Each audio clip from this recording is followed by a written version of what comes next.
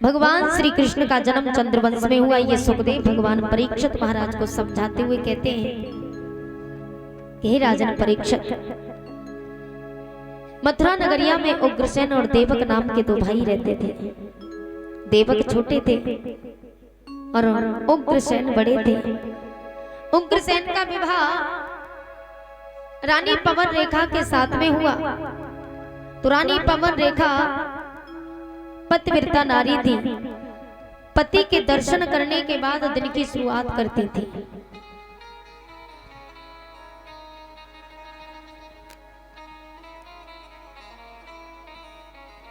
रानी पवन रेखा पति की सेवा करती थी और पति के दर्शन करने के बाद ही दिन की शुरुआत करती थी। पति की बात की आज्ञा का पालन करती थी। तो रानी कैकेयी मैया पवन रेखा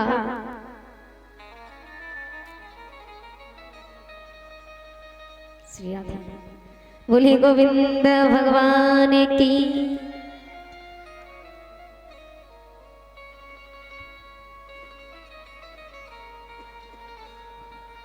श्री राधे। और इसी बीच में अनुराग यादव 101 रुपए और धर्मेंद्र यादव 101 रुपए, विपिन यादव 101 रुपए और सौरभ सिंह यादव ये भी 101 रुपए दान कर रहे हैं। सुमंगलम सेवा समिति 101 रुपए, ये सभी दान करते हैं। भगवान से यही प्रार्थना करेंगे कि ऐसे दानदाताओं को भगवान हमेशा आगे बढ़ाते रहे, सदा से भोले बाबा माया के भंडारे भरते रहे। बोली गोविंद भगवान की। महाराज उग्रसेन की पत्नी रानी पवन रेखा जब भी उठती थी पति के दर्शन करके उठती थी। पति की सेवा में 8 पहर अपने को हाजिर करती थी। दिनचर्या से पहले उठ के पति का शुभ दर्शन करती थी।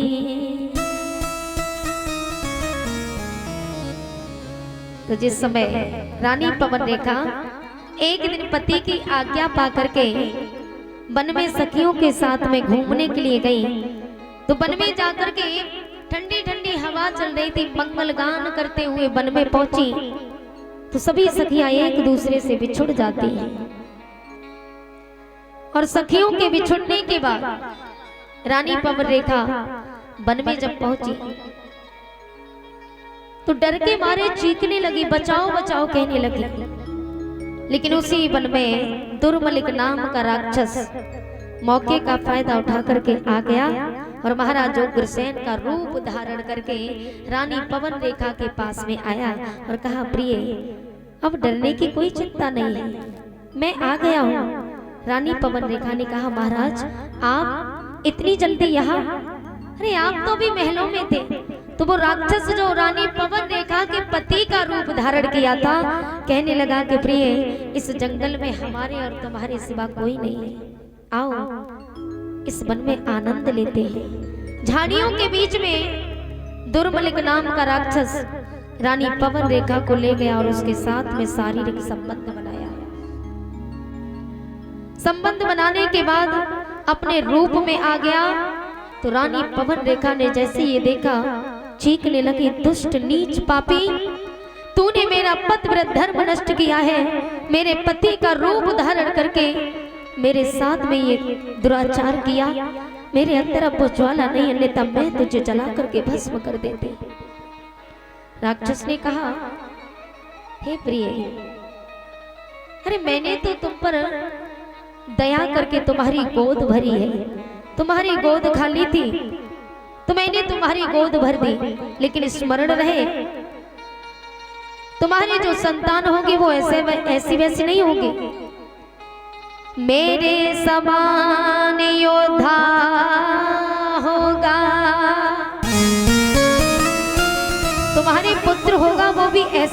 होगा, मेरे समान योद्धा होगा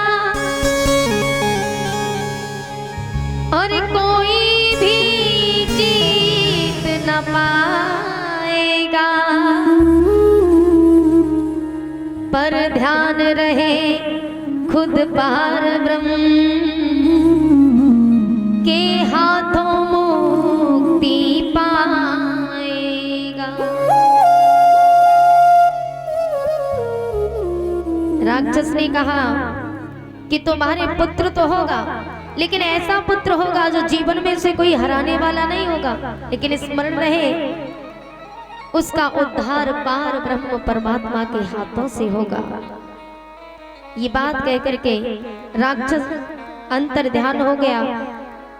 रानी पवन रेखा का सारा श्रृंगार उजड़ जाता है।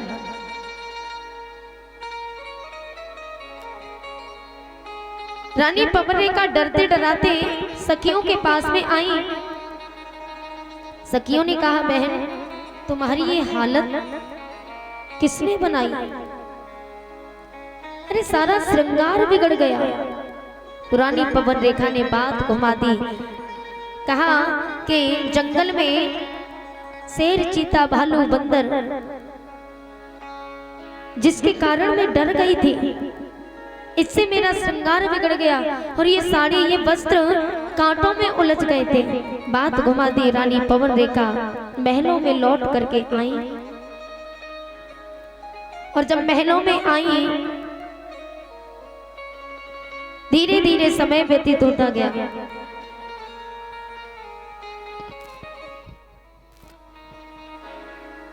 रानी पवन रेखा जब महलों में आई धीरे धीरे समय व्यतीत होता गया।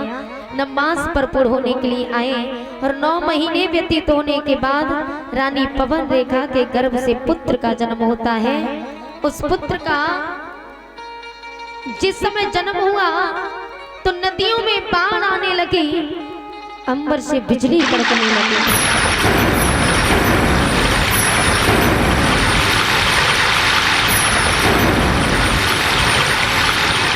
जोर जोर से आंधी तूफान आने लगा। ऐसी घोर अवस्था में भोजराज कंस का जन्म हुआ और कंस का जन्म हुआ तो कंस का नामकरण संस्कार किया तो कंस का नाम कुवंश पड़ा। नाम उसका कुवंश था क्योंकि वो अपने वंश से पैदा नहीं था, वो राक्षस के वंश से पैदा था, इसलिए उसका नाम कुवंश पड़ा। लेकिन उसे कंस कंस कहने लगे। कंस बड़ा हुआ। कंस का विवाह अस्थि और प्राप्ति के साथ में हुआ। अस्थि माने है और प्राप्ति माने प्राप्त की हुई। अस्थि प्राप्ति के साथ विवाह किया। कंस इतना अत्याचार करने लगा, छोटे छोटे बच्चों को मार काट के नदियों में बहाने लगा। संत ऋषि मुनि महात्माओं की तपस्या को भंग करने लगा। प्रजावासी दुखी होकर के महाराज उग्रसेन के पास में आए और हाथ जोड़ करके कहा, महाराज आपका पुत्र बहुत पाप करता है, यदि रक्षक ही भक्षक बन जाए तो फिर राजा में और प्रजा में क्या फर्क रहेगा? महाराज हमारी रक्षा करो। महाराज उग्रसेन ने कंस को समझाना चाहा तो कंस ने अपने ही माता पिता को जेलों में बंद कर दिया। कंस को रोकने वाला कोई नहीं, अत्याचार पे अत्याचार करने लगा। एक दिन धरती माता दुखी होकर के ब्रह्मा जी के पास में गई और ब्रह्मा जी से हाथ जोड़ करके कहा, प्रभु मैं अपने सर पर सब कुछ सहन करती हूँ, लेकिन इन पापियों का पाप मुझसे सहन नहीं होता है। तो ब्रह्मा जी ने कहा, पुत्री तुम चिंता न करो, क्योंकि जब जब धर्म नष्ट होता है, अधर्म बढ़ता है, तब तब प्रभु पृथ्वी पर आते हैं। और कहा,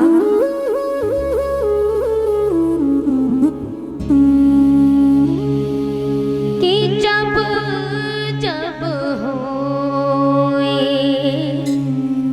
धर्म की हानि, जब जब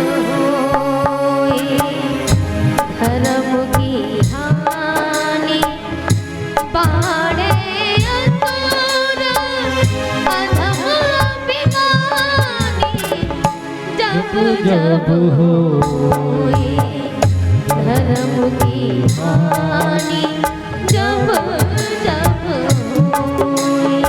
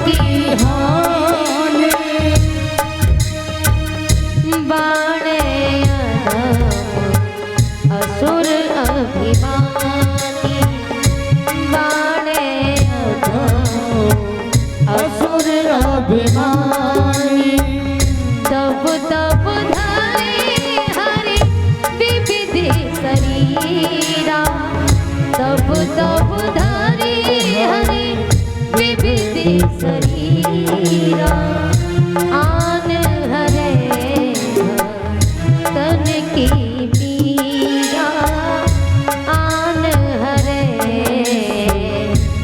तन की पीरा। ब्रह्मा जी ने कहा, पुत्री जब जब हो धर्म की हानि, बाणे असुर अधम अभिमानी, तब तब धरे हरि विविधि शरीरा, आन हरे भक्तन की पीरा। ब्रह्मा जी ने गाय माता को समझाया, पुत्री तुम चिंता न करो, जब जब धर्म अधर्म होता है, धर्म नष्ट होता है, तब प्रभु इस धरती पर अवतार लेते हैं। गाय माता धरती के रूप में हो जाती हैं और ये पुकार करुण भरी आवाज भगवान विष्णु के कानों में पड़ी तो भगवान विष्णु ने देवताओं को आदेश दिया कि देवताओं तुम पृथ्वी पर ग्वाल वालों का रूप धारण करके जाओ, मैं यदुवंश में यादवों का राजा बन करके आऊंगा। ये बात जिस समय कही सभी देवता ग्वाल बाल बन करके जाते हैं और ग्वाल बाल बनकर के पृथ्वी पर पहुंचे। इधर भोजराज कंस देवक की पुत्री देवकी का विवाह बटेश्वर के राजा सूर्यसेन के पुत्र वसुदेव जी के साथ में तय करते। वसुदेव जी की बड़ी रानी का नाम था रोहिणी मैया और छोटी रानी देवकी। देवकी से विवाह करने के लिए बारात लेकर के मथुरा नगरिया में पहुंचे। भोजराज कंस ने बड़े धूमधाम से देवकी का विवाह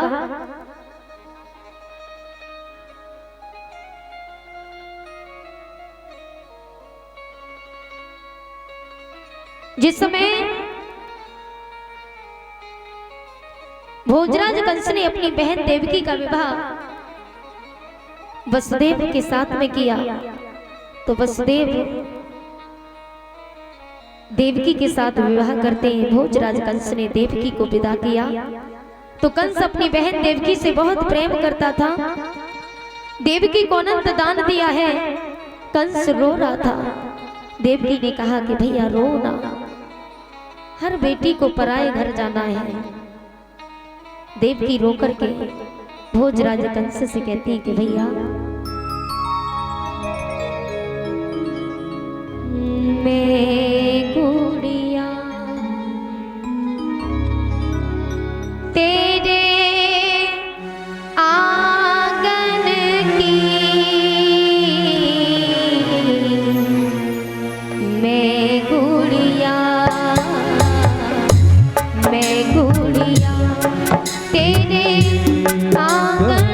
की मैं गुड़िया, मैं गुड़िया तेरे आंगन की मैं गुड़िया। जाऊंगी बैठ के डोली, जाऊंगी बैठ के डोली साजन की मैं गुड़िया, मैं गुड़िया तेरे आंगन की मैं गुड़िया, मैं गुड़िया तेरे आंगन की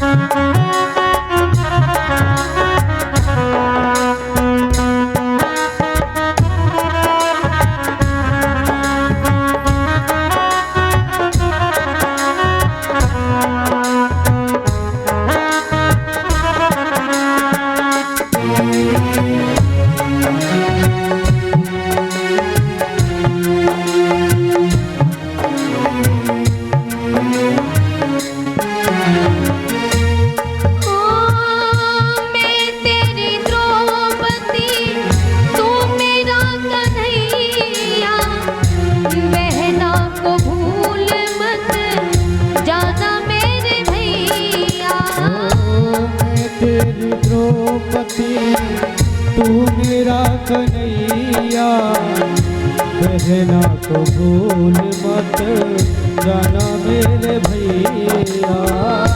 मैं तेरी द्रौपदी, तू मेरा कन्हैया, बहना को भूल मत जाना मेरे भैया। ओ याद ना भुलाना रक्षा याद ना भुलाना रक्षा बंधन की मैं गुड़िया, मैं गुड़िया तेरे आंगन की मैं गुड़िया, मैं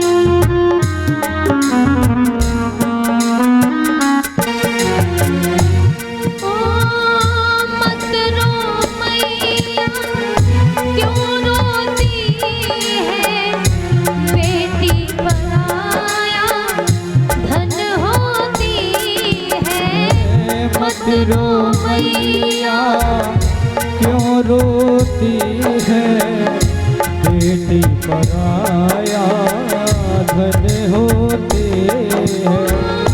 मत रो मैया क्यों रोती है, बेटी पराया धन होती है। ओ राजा की हो निर्धन की, राजा की हो या निर्धन की मैं गुड़िया, मैं गुड़िया तेरे आंगन की मैं गुड़िया, मैं गुड़िया।